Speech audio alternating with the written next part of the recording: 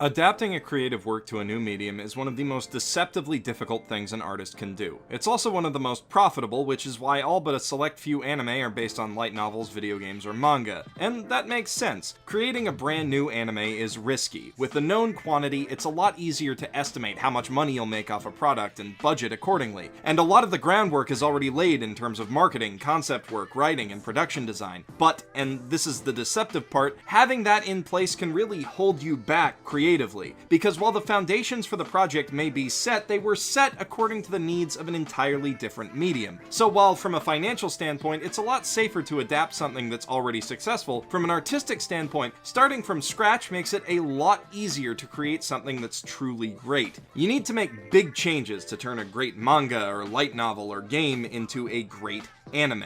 Original anime series only account for 1/10 of the anime that comes out of Japan every year, but the number of those that we consider to be all-time classics is hugely disproportionate. Ask any critic what their favorite shows are, and I'd wager that at least half the answers you hear will be original properties. Hell, just Google best anime of all time and look at the results. Fully half of what comes up is original. The shows that stick around, the ones that people remember fondly, like Bebop, FLCL, Evangelion, Lane, Madoka, Utena, Anohana. I could go on forever about this. Most of the anime listed were created as anime first, and thus take far better advantage of the medium's strengths. I'm not just talking about music, acting, animation, and cinematography, although obviously those are all vitally important factors. There are fundamental differences in how different mediums are structured that change not just how you tell stories with them, but what kind of stories you can tell in the first place. There are three key aspects that define the best way to tell stories in a given medium: production, distribution, and consumption. In other words, what it takes to make a work in that medium, how that work reaches its audience, and how the audience experiences it. With manga, this is pretty straightforward. Production is a simple 3-step process of writing, drawing, and printing. This is cheap, it doesn't require a lot of people to make, and it places no real limitations on how a story can be told. But the other factors do create limits. Manga is typically distributed in weekly or monthly anthology magazines, with each series allotted a specific amount of space. The storyline for any given chapter of a manga needs to fit within a somewhat strict page limit. This affects how jokes and action scenes can be paced and how plot information needs to be doled out. But it also affects how manga is consumed, and that's probably the biggest factor in determining how the story needs to be told. A manga's initial audience will typically experience its story in short, regular bursts alongside a slew of other ongoing storylines that are also aimed at its demographic. That environment creates a distinct possibility that the audience could forget details of what's going on. So in a story with strong continuity, they'll probably need to be reminded on a fairly regular basis. That might necessitate writing in more flashbacks or having characters deliver frequent exposition. But a mangaka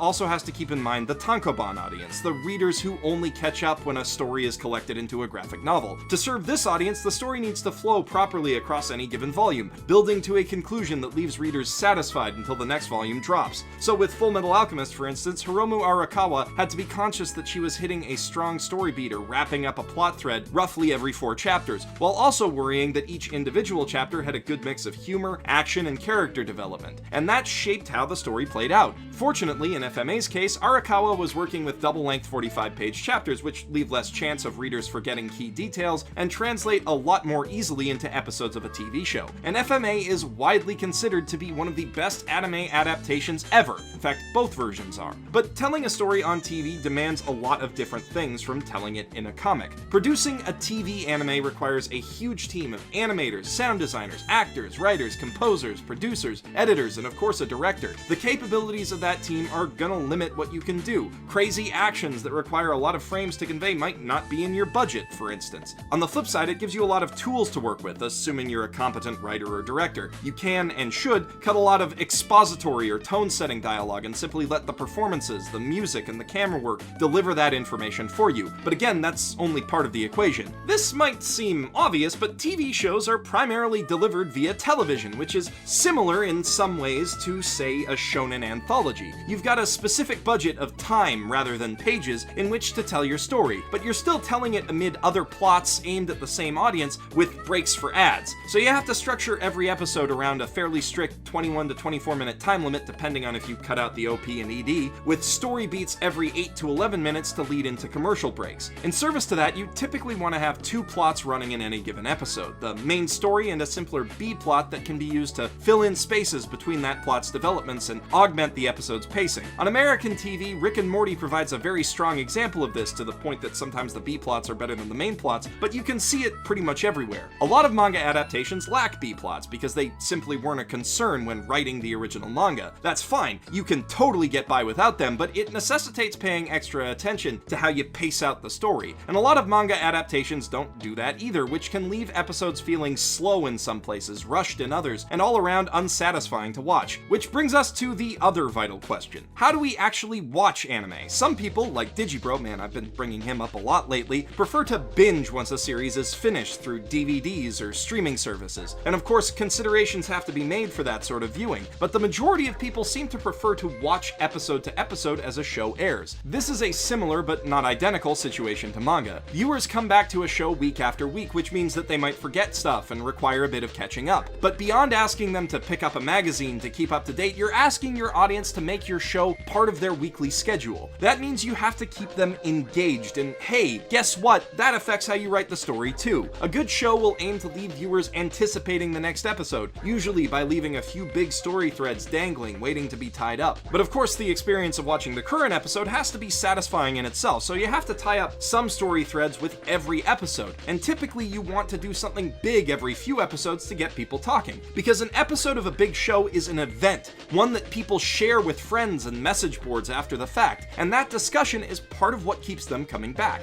Manga artists want people to talk about their comics like that too, but reading a comic feels like less of a time commitment than sitting down for a show. It's something you can just pick up for a few minutes at a time, so the audience doesn't need to stay at as high a level of engagement to keep reading, and even if they forget to keep reading and fall off, it's easy for them to get caught back up later. The manga that you're adapting may not have those big water cooler moments built into it, which means you might need to write your own or restructure the story to make already big moments feel bigger, because you need moments that make people say to their friends, "Whoa, holy shit, did you see that?" There's a lot that goes into making a show that sticks with people, and it's not all the same stuff that goes into making a manga that does the same, or a video game. I'm probably gonna want to talk about the failures of Phoenix Wright at some point, but if you know what you're doing, it's very possible to translate from one medium to the other. Studio Bones definitely knows what it's doing. In fact, as studios go, it might be the best in the business at creating adaptations. The studio has a long history of very prominent, well-loved successes, and their prowess is on full display in their adaptation of Mob Psycho 100. Adapting Mob Psycho was always going to be tricky. As I touched on in my What's in a PV for the series, Mangaka 1's uniquely ratchet art style can be kind of off-putting initially, and a lot of work clearly had to go into making sure the show stayed true to that while also animating nicely. Boy, does it ever animate nicely. And there are more technical considerations beyond that. You've got to build cool action scenes around a guy who, for the most part, just stands still and points at stuff. You've got to find a lead actor who can deliver lines in perfect deadpan without coming across as overly jaded. You've got to figure out a musical motif to fit the series' inherently janky tone.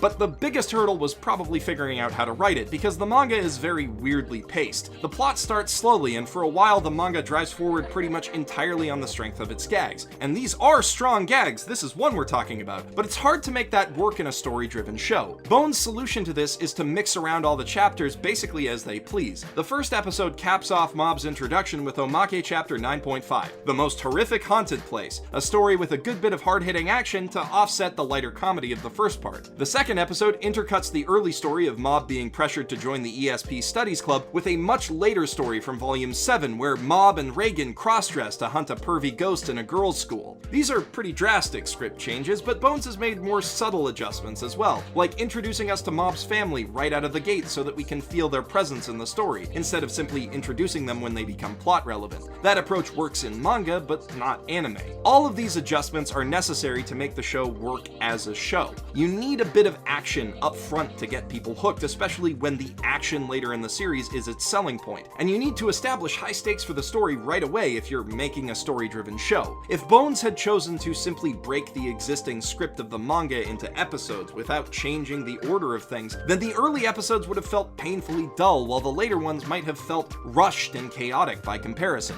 Then, of course, there's the huge benefit that they're effectively turning those extra manga chapters into B-plots, which helps the series to hit story beats with TV pacing rather than manga pacing. The net benefit of these script changes is that Mob Psycho 100 feels incredibly satisfying and engaging to watch. It's very good at drawing you in as a viewer, and because you're engaged, it's easy to appreciate the way that one's stories capture the subtle quirks of what it means to be human. Those elements, the soul of Mob Psycho as a series, are still very much present, but they're sold to us in a vastly different way from the manga because they have to be, because that's what a good adaptation is. Sometimes you have to change almost everything to preserve what really matters. Unfortunately, that approach to adaptation is all too rare. That's both due to laziness on the part of creative teams and stubbornness on the part of fans. All too often, shows and movies get torn apart by fans for changing little details that don't matter and need to be changed to make the plot work. A perfect example of this is the Scott Pilgrim movie, which all basically builds up to Scott finding his self-respect and ending up back with knives instead of the flaky Ramona. But with fans of properties like that, the attitude is often OTP or riot, and so the final cut of the film has an awkward new ending where Scott ends up with Ramona like he does in the comics, basically undermining the rest of the show's plot. With the original ending, the movie's like a 10 out of 10, but with the new one, it basically is only an 8. So the next time your favorite properties get adapted or they change some stuff that you care about, take a step back and consider how that affects the soul of the work compared to how it improves the delivery. Because sometimes in complaining, you're asking for the show to be worse. Conversely, if an adaptation comes out that feels off despite getting everything right,